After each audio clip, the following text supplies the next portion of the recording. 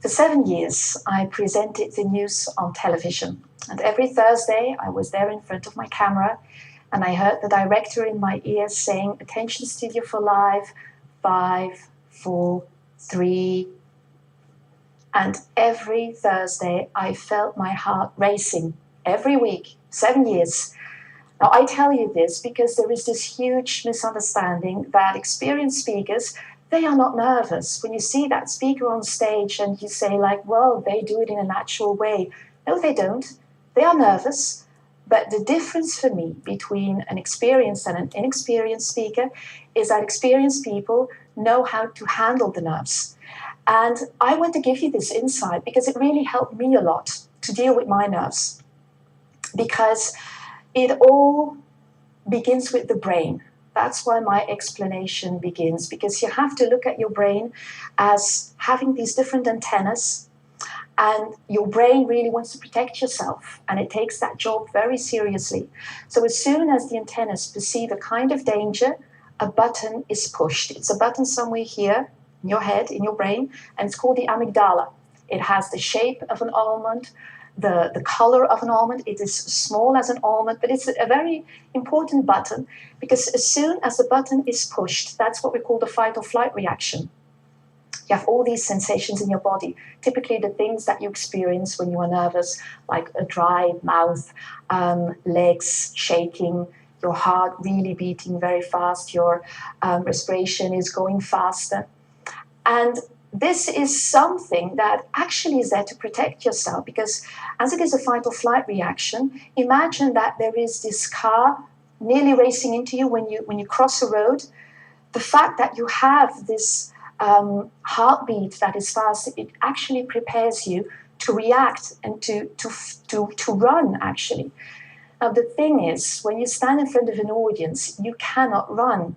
So the antennas, they don't make a difference between a real danger and a danger in your head. So what happens is when you're in front of your audience, you cannot run, you kind of freeze, but still you have these sensations, so you want to protect yourself. Now this is on a subconscious level. What happens on a conscious level is that actually when you stand in front of your audience, you want to protect yourself. So actually by doing this, now this is overdoing it. But to some extent, that's what speakers actually do in front of an audience. Stand like that, you really want to protect yourself, looking down or looking very quickly from one person to another.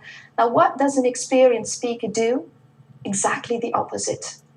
They, on a conscious level, they make themselves big in front of the audience. You could say that they fake it.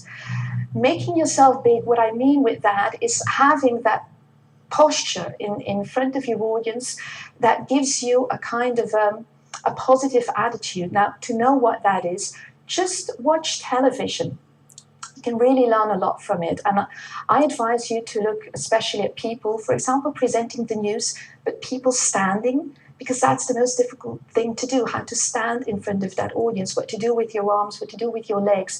Just look at how they stand and imitate that, because this is a good neutral position.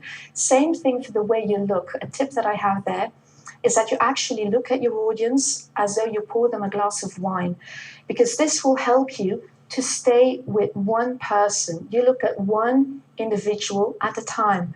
The time it takes to pour them a glass of wine, to avoid that you would either look away or look very nervously from one person to another. So the next time you experience these nerves, what I advise you to do is stand and look in a conscious way. Just watch television to know what that can be, and watch TED.com, because on that website you have all these presentations with PowerPoint, without PowerPoint. Look at it without volume, because it helps you to look how they stand. What I absolutely advise you to do is watch Amy Cuddy. She's an expert on body language, and this is exactly what she's talking about faking it. So just have a look, imitate, integrate, and make it your own.